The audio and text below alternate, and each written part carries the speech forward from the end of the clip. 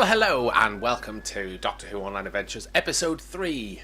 First of all, I have to say a massive thank you to all those people who left me those lovely messages about me getting married and that sort of thing. Yes, I am married now and all is well.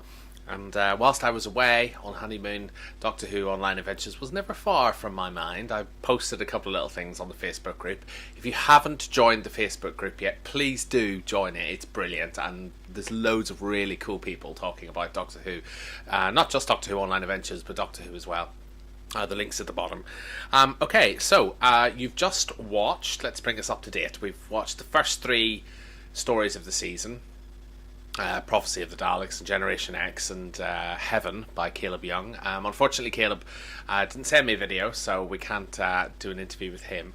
But Caleb had actually sent me several stories, and when Caleb sends an email, they're very long. And so it's very difficult to read them all. But this was the most intriguing idea that he definitely sent me. An idea that we sort of developed into bringing on the Imagined Arcus, which is a device, of course, that allows you, once there's a living mind inside it, allows you to bring somebody back, so think of somebody and bring them back to life again. However, in this story, it goes a bit wrong, and suddenly all the races of the universe start to pour out of the Imagined Arcus.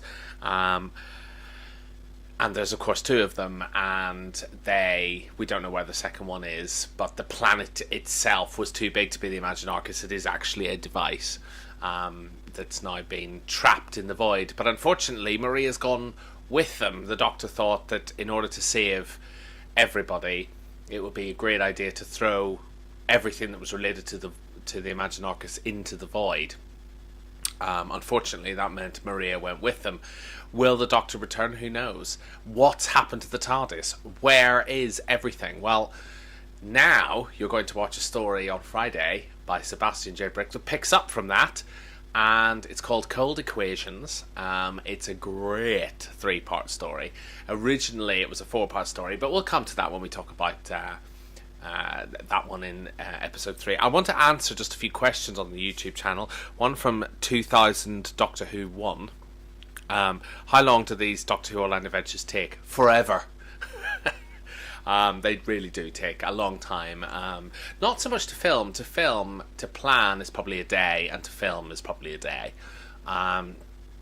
We filmed them all now up to the end of the season, but to edit is much longer. I mean, it's probably, I'd say, on average 3 days per episode to edit, because there's lots to do. There's lots of sound editing, there's lots of visual effects editing, and it's all done on Final Cut Pro 10 now, so we're uploading from the edit suite, which is really cool, which means you'll benefit from much higher quality.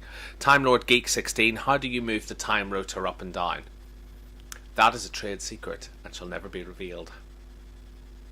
My Fan Films asked, how do I do the blue line where it says Cold Equations, and then it says by. Oh, I've just got an email. By. He wants to know how I do a blue line. It's really simple in the edit suite. All I do is I fill a page full of blue, and then I crop it down, left, right, top, and bottom, using the crop tool, and then just put it behind the normal font. So it's quite simple to do, really. You might have noticed the slight change in fonts. We've actually, Heaven was the beginning where we changed the sort of fonts of the title sequence. If you look carefully, you'll see, and that's because we're using Final Cut Pro 10 now, and we've got loads of new special effects. What have you got to expect now? After Cold Equations, it's really a 6-part story, and it's a big one. It's probably the most adventurous one we've ever done. The most 6-parter we've never really done before. But it's 2 stories. It's 2 3-part stories. But really, it's a 6-part story because it's written partly by Billy J. Garrett and partly by myself. And then that's the end of the season. Normally, what we do is we'd have a Christmas special, which would be sort of the tail end of the season. Well, the new season starts from Christmas, and you'll see why when we do it, because hopefully the Christmas special will be the launch of it on Doctor Who Online, yeah, we're very excited about that, but we can't tell you anything about what's going to happen at the end. I know I've already given you a few little hints. what was going to happen. But essentially, it's a big ending. It's so exciting. I just want to tell you all what happens, but I can't.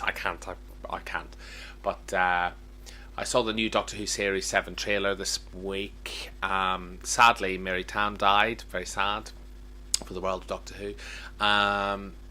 I never actually met Mary Tam, so I can't really comment. But I know that the new Series 7 trailer, for me personally, it looked a little bit unimpressive. I wasn't overly... It wasn't anything I hadn't already seen before. And I think that was something I was sort of hoping. Fingers crossed, though, for a good Doctor Who season in September. I'm really looking forward to it. So, that is it from episode 3. Join us on Friday, and then it's continuing right on to the end now. And enjoy what's coming.